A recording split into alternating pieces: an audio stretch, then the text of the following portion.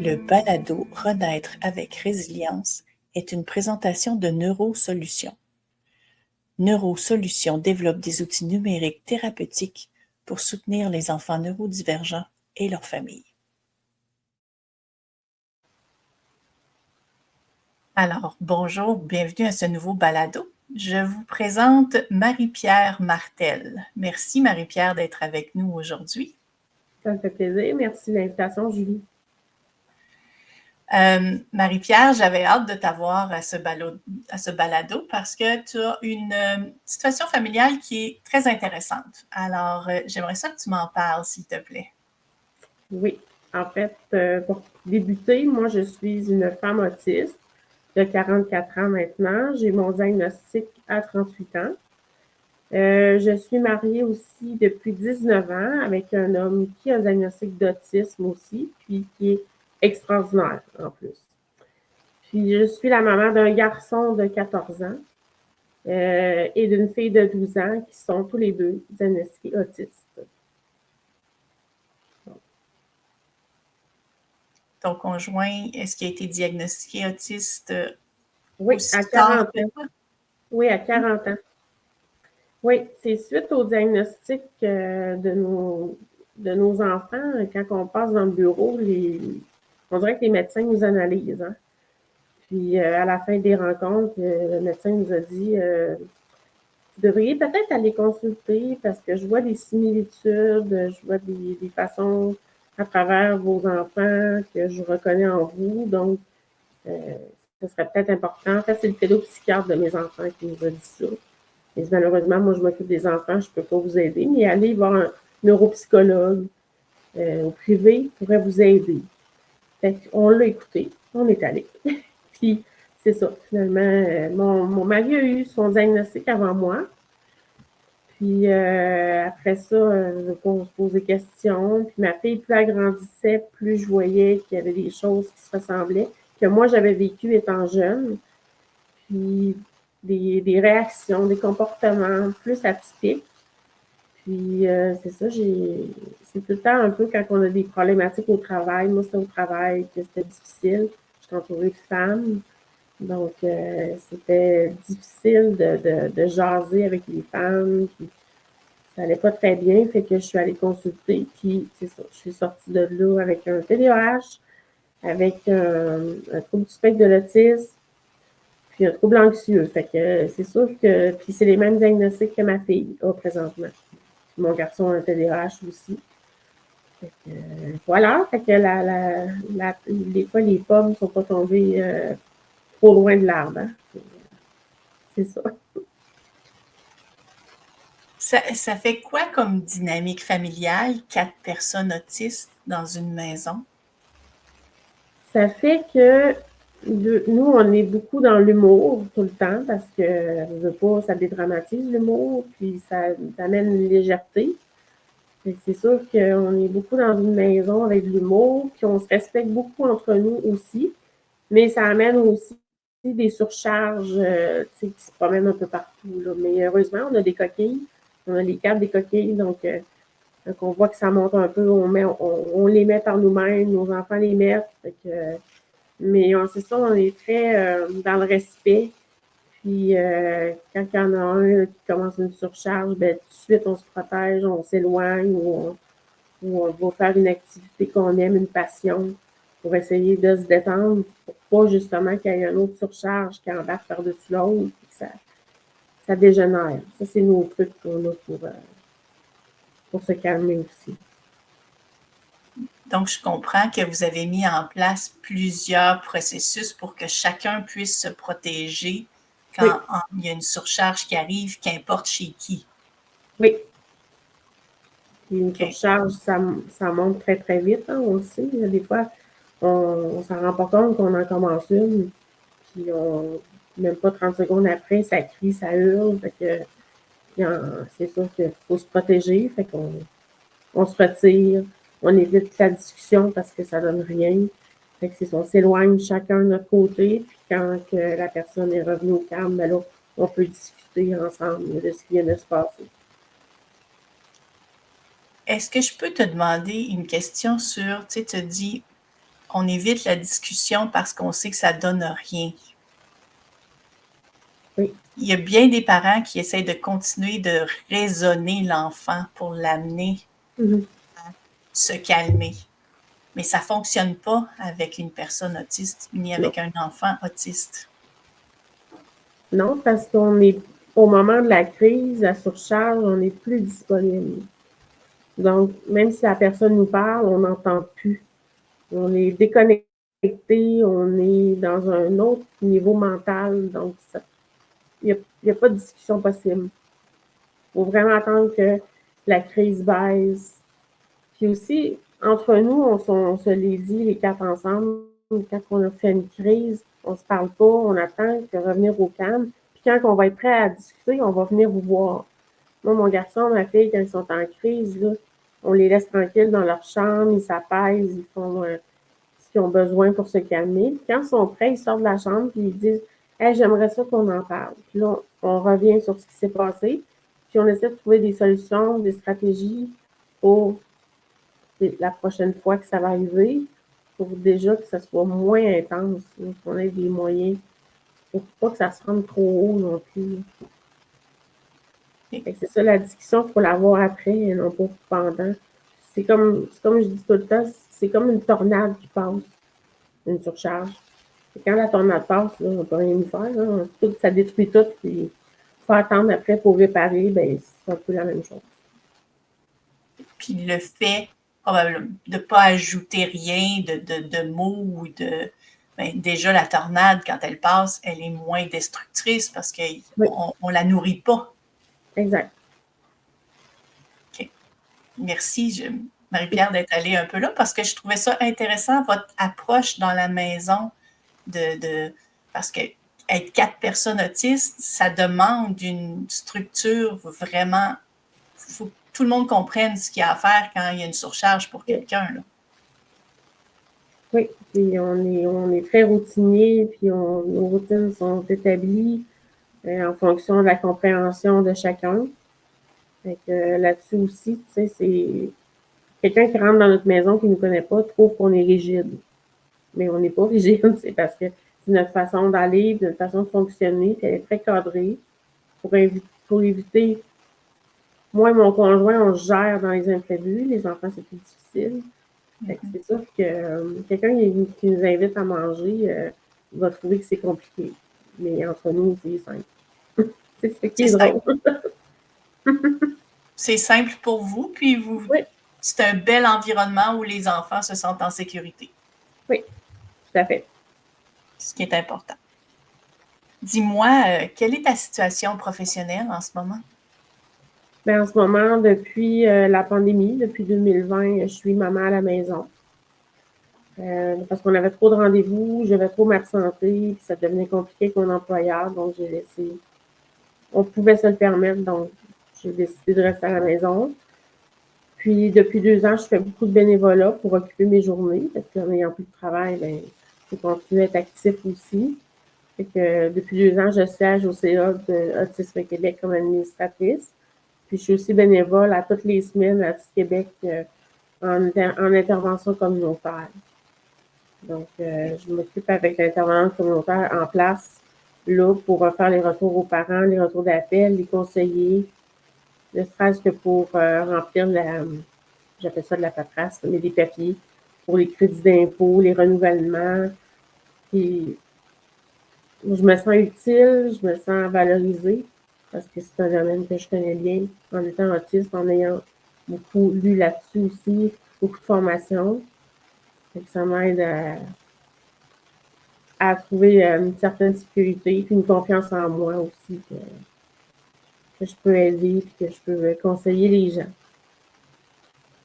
Donc, tu y as trouvé une certaine valorisation, Oui, puis un impact sur les familles parce que tu as beaucoup de connaissances, puis tu les vis, ces choses-là. oui, oui. Puis, c'est ça que l'intervenante me disait récemment. C'est le fun parce que quand tu parles aux parents, il n'y a pas d'émotion. Tu sais, c'est pas que j'ai pas d'émotion, j'en ai, mais tu sais, mettons quelqu'un pleure, je ne pleurerai pas au téléphone. Je vais être en mode solution, puis essayer de l'aider. C'est ça, les filles disaient, des fois, si nous autres, ça nous déstabilise, quelqu'un qui pleure, on n'est pas bien. Moi, je me dis tout le temps, à chaque appel, il faut que je trouve une solution pour que le parent soit outillé quand on va raccrocher. C'est comme un but, dans le fond, à tous les appels que je retourne. C'est une belle approche, bravo. Dernièrement, on a eu la marche pour l'autisme. Oui. Puis je pense que tu as eu beaucoup aussi d'interviews, d'entrevues. Oui, qui n'était pas prévu. Puis je suis surprise, j'ai bien réagi, j'ai pas stressé. Puis j'étais vraiment fière de moi. Puis de voir mon conjoint, il me l'a pas dit qu'il était fier parce qu'il est autiste. C'est difficile des fois de valoriser l'autre, mais je l'ai vu dans ses yeux qu'il était fier. Puis pour moi, c'était parfait comme ça. Puis mes parents étaient heureux, puis ils m'ont regardé, puis ils riaient aussi. Fait que c'est juste ça, là. J'étais fière de moi, puis j'étais fière de rendre les gens autour de moi heureux aussi, là. Je pense que j'ai bien parlé, puis ça a été naturel. J'ai pas bégayé. J'avais peur de bégayer, mais je me suis dit, j'ai agrandi ma zone de confort, puis je m'essaie. Au pire, je vais bégayer. C'est pas grave. Le direct, on n'est pas habitué, là. C'est ça. J'ai dit, go, je me lance, puis ça a bien été. Je suis bien, bien fière. Claude, tu te lances, puis ça a très bien été. Franchement, là, moi, j'ai vu ça aller, puis j'ai fait wow. Ouais. Wow. Marie-Pierre ouvre ses ailes et s'envole. Oui, c'était vraiment ça, comme ça que je l'ai senti moi aussi. Là, je me suis dit, ça passe ou ça casse, mais je ne penserais pas que ça casse. Là, je m'y connais dans le sujet. Là, ils savaient, ceux-là qui interviewaient, ils savaient que je autiste. Donc, puis je leur ai dit, donnez-moi des questions un peu plus directes, vu que je ne suis pas habituée aux caméras, tout ça. Ils ont dit, OK, pas de problème, on va. Ils ont réajusté les questions, puis moi, j'ai fait mon effort. Fait que ça a été un beau travail d'équipe. Donc, dans ce que j'entends, Marie-Pierre, c'est que tu as émis ton besoin, tu as dit comment tu voulais être approchée, et les personnes l'ont respecté et se sont adaptées. Exact. Ça arrive-tu souvent, ça, pour toi? En faisant du bénévolat à Artistes Québec, ça arrive très souvent, mais dans ma vie, avant, quand je travaillais, c'était plutôt rare. Je devais m'adapter aux gens, non l'inverse. Puis autour de moi, ma famille s'adapte bien aussi à moi. Donc, non, je considère là, que c'est quand même relativement correct aussi. Là, mais c'est toute ma vie, je me suis adaptée aux autres. Ben, en fait, j'ai essayé, parce que ça n'a pas toujours été facile, mais de plus en plus, là, les gens comprennent mieux la réalité un peu de l'autisme. Enfin, j'aime y penser que c'est vrai. Mais les gens sont plus ouverts là, que le 20 ou 30 ans, maintenant. Ils sont plus ouverts, effectivement. Ouais. Puis je te dirais que de mettre ses limites, puis d'émettre aussi ses besoins, de les dire, ça aide aussi à se repositionner, puis de dire, OK, j'ai une personne qui a ce besoin-là devant moi, son besoin est légitime, je vais m'adapter. Oui. Parce que c'est sûr que si on ne le dit pas, les gens ne peuvent pas deviner comment on est. Aussi. Voilà. J'ai une belle question pour toi. Oui. Maman de 2 autistes avec un chum autiste, est-ce que tu as une définition particulière de la résilience pour toi dans ton contexte familial et dans un contexte aussi à l'extérieur là, de la vie familiale? Pour moi, la résilience, c'est la capacité d'être en mode action-solution à chaque fois. Ça a été quelque chose que j'ai travaillé avec le temps. Je ne dirais pas qu'au début, quand j'étais une jeune maman, que je l'appliquais. Non, c'est venu beaucoup plus tard. Ça se travaille d'être en mode solution aussi. Là. Avec le temps, on développe des stratégies pour faire face à une épreuve, une situation difficile. Puis la capacité aussi de mettre les émotions de côté. Parce que quand on est trop émotif, en tout cas, moi, dans mon cas, quand je suis trop émotive, pour une X, Y raison, ce qui est plus rare maintenant, mais avant, ça arrivait souvent, j'étais plus capable de réfléchir. J'y arrivais pas, puis ou bien je prenais des décisions sans trop penser à c'était quoi la conséquence de cette décision-là. Fait que là, maintenant, je suis capable de laisser mes émotions de côté, puis pour répondre à un besoin spécifique, urgent, puis irritant, je suis capable de le faire. Puis prendre le temps pour laisser mon cerveau digérer les informations ou les traiter aussi avant de prendre une décision. Puis une stratégie, après ça, quand on est tout libéré de ça, on est capable d'en prendre une. Fait que moi, c'est pour ça la résilience. À chaque jour, il arrive quelque chose, oups, solution, pas panique, solution. On s'assoit, on discute ensemble, on essaie de voir comment la personne qui vit voit ça. Puis, si elle n'est pas prête à en parler, on attend. Quand elle est prête, elle revient, puis on s'assoit ensemble, puis on est capable d'en trouver des solutions. Là. Fait que c'est savoir être capable d'attendre quand l'autre n'est pas prêt ou quand nous, on n'est pas prêt. C'est essayer de tout régler ça tout de suite, ça ne donne rien. C'est pas la bonne façon. Fait qu'avec le temps, j'ai appris à faire ça. Ça m'a rendu beaucoup de services là, en étant plus programmé comme ça. Là, dans le sens que pour moi, c'est ça la résilience, d'être capable de passer au travers des épreuves, d'être capable de se souder, d'être ensemble.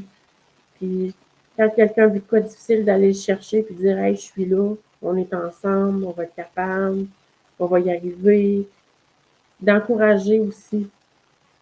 C'est dire à l'autre, hey, t'es pas seul là-dedans. Tu sais, raconter. Des fois, je raconte à ma fille, parce qu'elle a vu beaucoup de choses aussi, là, mais dire, hey, moi, quand j'avais ton âge, ça m'est arrivé.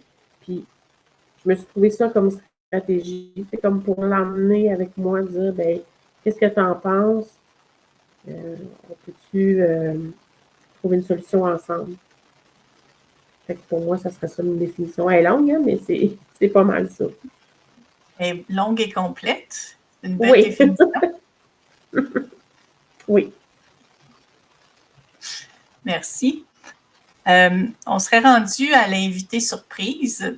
Dans ce cas-ci, j'ai demandé à Marie-Pierre de choisir une personne la personne qui viendrait pour ne pas créer de surprise et qu'elle soit déstabilisée. Donc, le but, c'est jamais de déstabiliser une invitée. Donc, elle a choisi sa coach. Je vous la présente à l'instant. Vous deux, merci pour cette belle invitation. Je suis Anne Bergeron. Je suis la coach de motivation de Marie-Pierre depuis 2022. Moi, Marie-Pierre, je t'ai vue évoluer dans les dernières années. Je t'ai vue devenir une femme épanouie. Tu te réalises, tu t'affirmes, tu es devenue une femme rayonnante et je suis très heureuse d'être le témoin de ça. Je suis certaine que tu vas être d'accord avec moi. Tu fais maintenant des choses que tu ne croyais pas être capable de faire et c'est magnifique. Tout ça parce qu'un jour, tu as décidé de prendre soin de toi. Tu t'es priorisé à travers toutes les obligations familiales que tu as. Prendre soin de soi, c'est un défi pour tout le monde et ça l'est encore plus lorsqu'on a des enfants différents. Tu as su te prioriser dans les dernières années et ma question est en lien avec ça. Ma question est en deux volets. Qu'est-ce qui fait qu'un jour tu t'es dit « je mérite de prendre du temps pour moi » et pourquoi tu t'es dit ça? Ça a été quoi l'élément déclencheur? Et qu'est-ce que tu dirais que ça a changé dans ta vie de t'accorder ce magnifique cadeau du temps pour toi?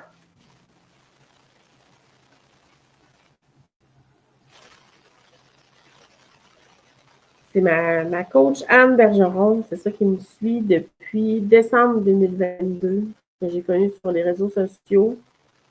Parce que c'est un élément déclencheur en 2022. C'est que j'étais en surpoids. Puis mon médecin m'avait dit, là, si tu continues, tu vas te ramasser avec du diabète, tu vas te ramasser avec de l'hypertension. J'avais mon père est cardiaque aussi, donc il y avait plein de choses ensemble, mais on dirait que c'était pas assez, ça. Tu sais. J'aurais voulu, mais c'était pas assez convaincant, bizarrement. À un moment donné, je me suis rendu compte, un matin, je me souviens très bien encore, mes enfants étaient assis au sol pour dessiner. J'ai voulu m'asseoir avec eux pour dessiner. Je me suis assise, mais pour me relever, j'étais incapable de me relever. Puis j'avais rien autour pour m'aider à me lever. Ça m'a pris 15 minutes de me relever tout seul. Ça a été tout qu'un élément déclencheur. Puis, mettons que j'allais au frigo pour chercher quelque chose pour faire à souper. Je n'étais pas capable de m'agenouiller pour prendre des choses dans le frigo. Donc, ça a été l'élément déclencheur de me dire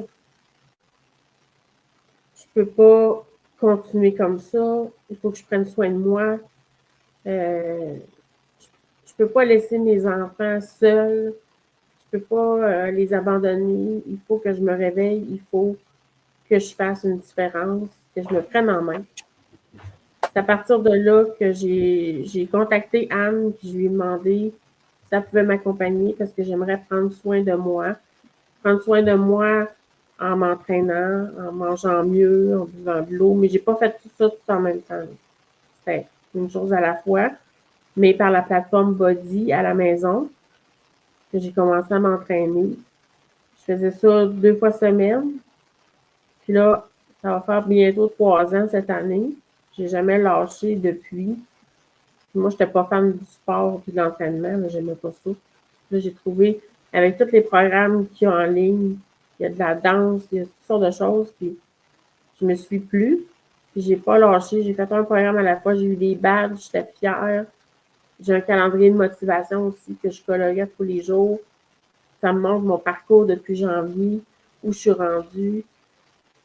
Puis je contamine les gens autour de moi. Mon chum a commencé le tapis roulant le mois passé, puis je pensais jamais faire ça tous les soirs. Là, je suis craquée, je suis heureuse, je vois que ça m'améliore. Puis mes parents aussi se sont achetés un petit tapis roulant, puis ils en font. Fait que, tu sais, par le sport, je motive les gens que j'aime. Mes enfants bougent plus aussi. Donc, ça amène ça aussi. Mais c'était surtout, moi, je voulais montrer l'exemple, puis aussi la conscience qu'on a toujours, on ne peut pas laisser nos enfants seuls, on ne peut pas laisser nos enfants les abandonner parce qu'on n'a pas le courage de se remettre en forme. Fait que c'était tout le temps ça que j'avais en tête, là. Je me disais, il faut que je fasse quelque chose. Fait que ça a été l'élément déclencheur d'être essoufflée, d'avoir de la difficulté à marcher. J'étais rendue à 250 livres, ça n'a aucun sens, ça. Fait que, aucun sens dans ma situation, pas dans la situation de tout le monde, mais dans la mienne, c'était problématique. Fait que ça a été ça. Puis, qu'est-ce que ça m'apporte? Ben, ça m'apporte de la fierté, du bien-être, de la force physique aussi, parce que je veux pas la musculation, ça renforce, on est plus fort. Puis de la lumière aussi. De la lumière autour de moi, puis je suis plus heureuse, je suis plus épanouie. Je souris plus. Avant, être heureuse, je n'étais pas capable de dire c'est quoi. Là, maintenant, je le sais. Qu'est-ce que ça fait d'être bien? C'est ça, quand il y a des épisodes, c'est ça, de surcharge à la maison, prendre soin de moi, ça m'aide à chasser les idées négatives enfouies dans mon cerveau. Ça m'aide à enlever ça. Puis, pendant que je m'entraîne, je pense à rien. Je je prends le moment présent. C'est quelque chose qui m'aide à faire ça par l'entraînement. Puis, mon cerveau, après, il est plus éclairé. S'il y a une situation difficile qui arrive, je suis en mesure de prendre une décision plus vite. Mais pas en termes plus vite, mais plus éclairée. Alors qu'avant, ça aurait été extrêmement difficile de m'arrêter puis de penser. J'étais incapable. Là, je suis capable maintenant de trouver les solutions que j'ai besoin. Puis de penser, au lieu de penser le verre à moitié vide tout le temps, dans le sens que je suis capable de voir le positif même à travers les défis. L'entraînement m'apporte ça. Puis je vais marcher à l'extérieur aussi, je fais des activités dehors. Comme là, le jardinage va commencer, là, j'ai hâte. Là, je pense à rien, je jardine. Ça va être intéressant. C'est important d'avoir des passions. Ça l'amène positif. Alors voilà, pour les deux réponses aux questions de ma belle coach que j'adore. Est-ce que tu dirais, vu que tu as effleuré un peu les passions, mais est-ce que tu dirais que t'entraîner, marcher, avoir des passions, jardiner, ça crée de l'espace à l'intérieur de toi pour faire face à ce qui peut arriver? Oui, ça libère le négatif qui s'en va plus facilement. Avant ça, avant de découvrir toutes ces passions-là, parce que j'avais plus de place pour rien, j'étais trop prise en dedans de moi, si j'arrêtais pas de ruminer des affaires tout le temps. Là, je suis plus là-dedans. Fait que ça a fait de la place. Et je suis plus lumineuse. Les gens me le disent autour de moi, qui me connaissent bien. T'es plus lumineuse, t'es plus positive. T'aimes la vie maintenant. Parce que j'étais toujours au neutre avant. J'étais jamais contente, jamais. J'étais tout le temps sur le neutre. C'est comme une voiture qui est au neutre. Là. Mais là, je suis capable de vivre pleinement. Puis de savourer toutes les petites victoires qu'on a au quotidien. Même s'il y a des défis, je sais qu'on va réussir quelque chose pas loin de là. Au lieu de dire, ils ne seront jamais capables de faire du vélo, mettons, ben là, je me dis, quand ils seront prêts, ils apprendront le vélo. Ça ne presse pas. Ça me permet d'être là. Avant ça, c'était, ben la vie décide qu'on peut apprendre le vélo à tel âge, qu'on apprendre à nager à tel âge. C'était tout le temps. Parce que le monde autour de moi, les enfants neurotypiques, savaient nager, savaient pas, mais je disais, hey, là, faut qu'on se déniaise, là, faut qu'ils apprennent. Mais non. C'est pas obligatoire maintenant. Je suis plus dans l'urgence. Je suis dans l'urgence de vivre, mais je suis plus dans l'urgence de tout montrer. C'est plus dans ça aussi. Et dans l'urgence de vivre, puis de vivre tes passions, puis de t'assurer aussi que tes enfants sont bien. Oui. Parce que tu t'es priorisé dans tout ça, puis que là, tu vois l'impact positif également pour tes enfants. C'est ce que j'entends. Oui, exact. Oui. Si on parle de gestion du temps, est-ce qu'il y a des stratégies, toi, tu t'es mis pour avoir une meilleure gestion de temps? Oui. Ben, en fait, moi, j'ai créé un calendrier Outlook familiaux partagé. Que c'est moi seule qui rentre les rendez-vous de tout le monde, toute la famille, les 4.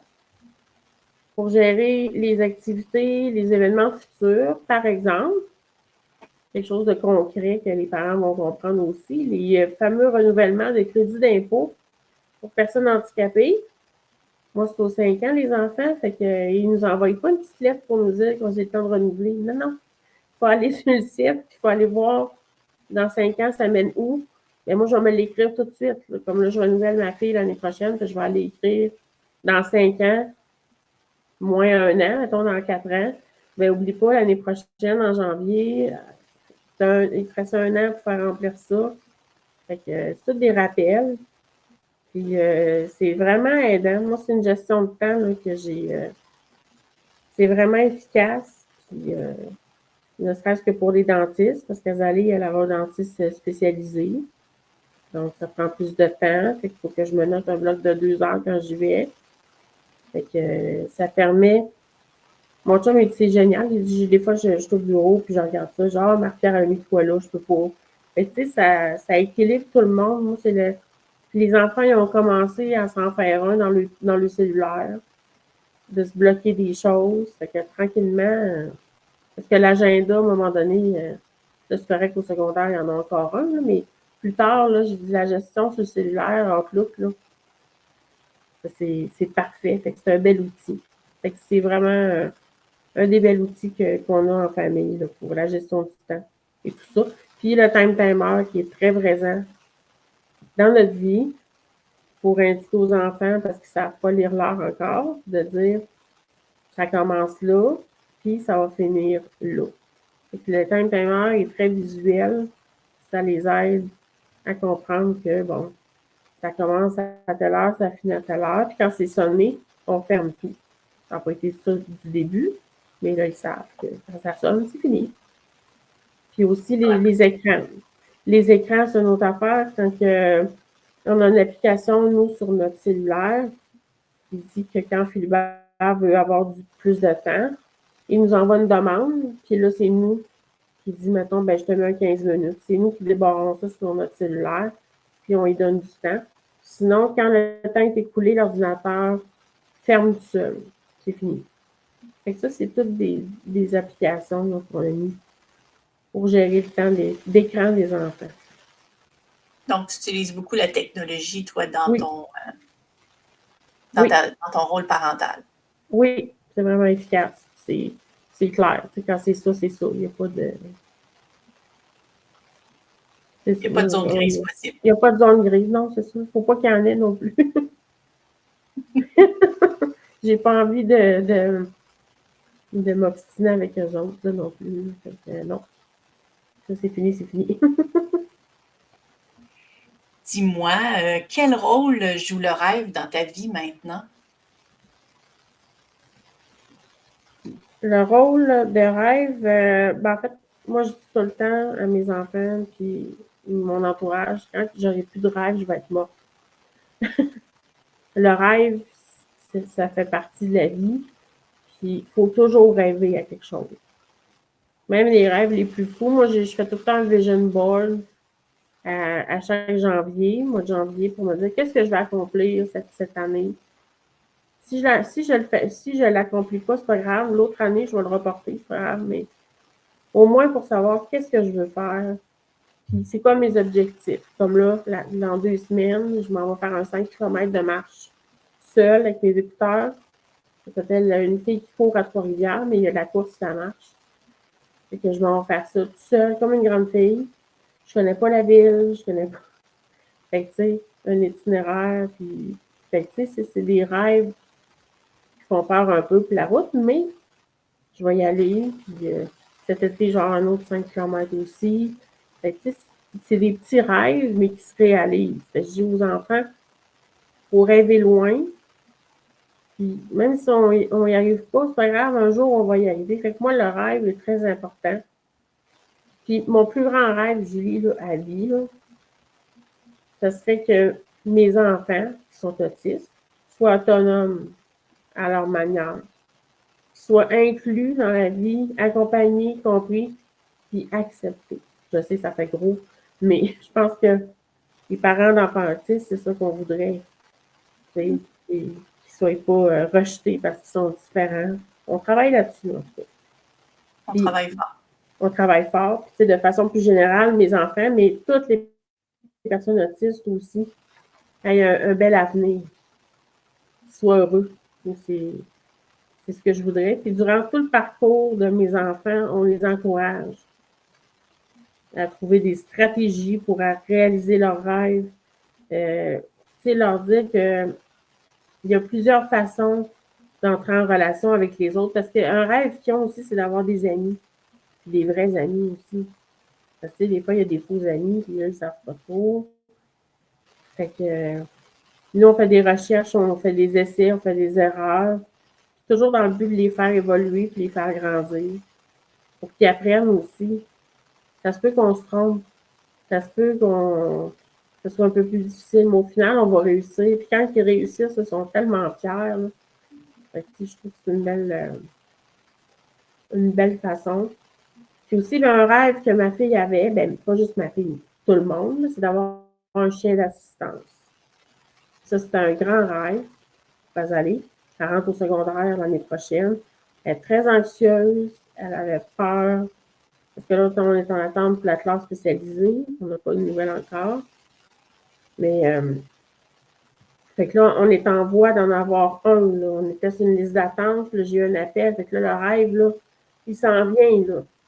Fait que là, on a changé notre voiture. On va la chercher après-midi. Tu sais, puis c'est des adaptations. Faut être capable de rentrer le chien. Les 2 chats. On a 2 chats, les enfants. Fait que, tu sais, ça, c'est des petits rêves par-ci, par-là. Je devais changer ma voiture l'an prochain. Mais là, ça a été là parce que c'est une opportunité. Fait que ça, c'est tous des beaux petits rêves là, qui vont venir à quelque chose de grand. Puis le chien, on va l'avoir en septembre. Donc,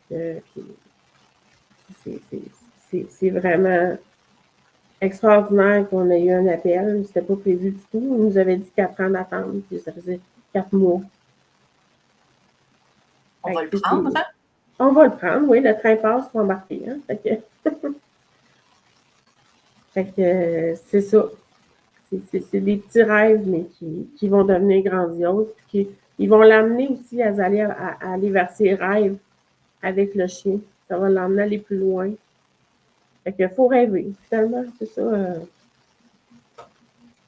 Faut rêver. Puis qu'est-ce que tu dirais aux parents qui n'osent pas rêver, là, qui sont pris dans le tourbillon, puis qui font face à plusieurs défis?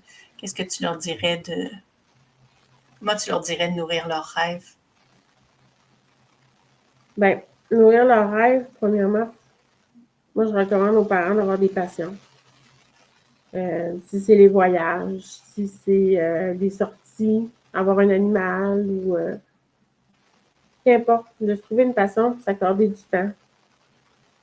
Puis se prioriser aussi. Tu sais, pour atteindre un objectif, un rêve, il faut se prioriser, soit par les passions qu'on a. Fait que c'est ça que je dirais. Puis ça va les aider à trouver un équilibre individuel versus familial aussi.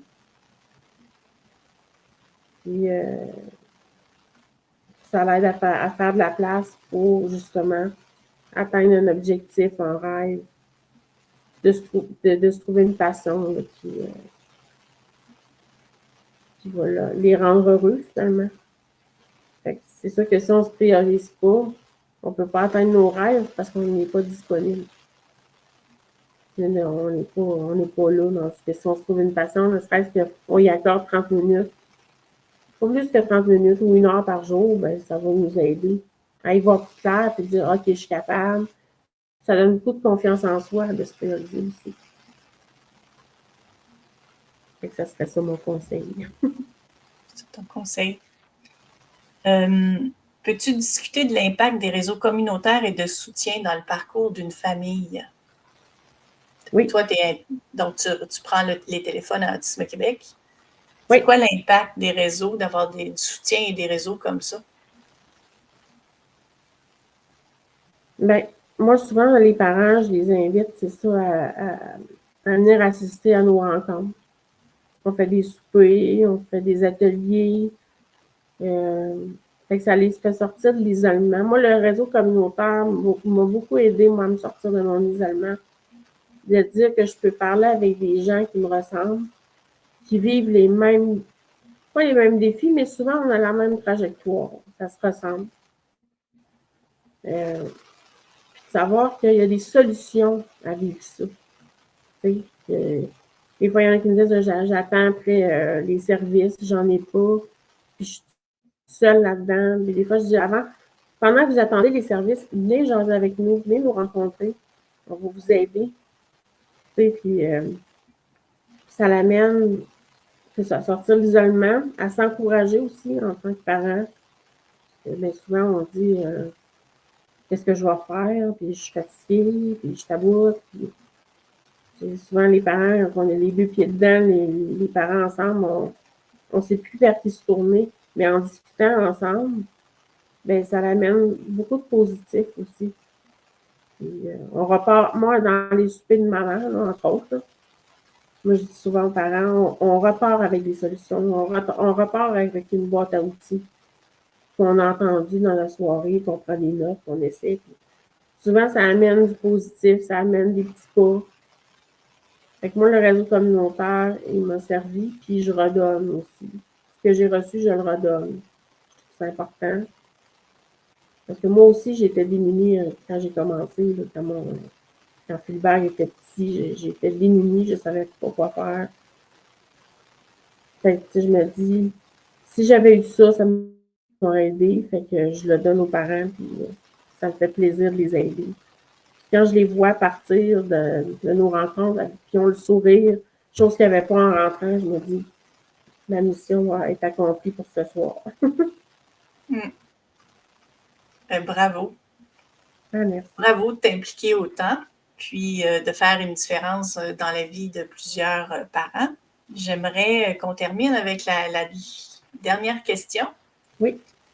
Les fameuses idées fausses qui circulent sur l'autisme. Puis, comment est-ce qu'on peut favoriser une meilleure compréhension puis d'empathie? Ben, en fait, moi, il y a tout le temps, il y a deux questions qui me font paniquer, je peux dire ça, puis qui me provoquent. C'est les phrases suivantes. Souvent par moi ou mes enfants. Ah, vous êtes ou vos enfants sont autistes? Ça paraît pas. Ça mérite. Puis la deuxième, on est tous un peu autistes. Ça, c'est des affaires qui me font pas. Là. Parce que comment je peux dire ça? C'est des phrases qui sont réductrices, qui blessent, qui invalident nos réels besoins qu'on a. C'est pas parce que le niveau d'autisme qu'on a n'est pas visible qu'il n'existe pas. Puis ça dénigre les défis quotidiens, puis les adaptations qu'on a à faire pour s'intégrer. C'est aussi en même temps.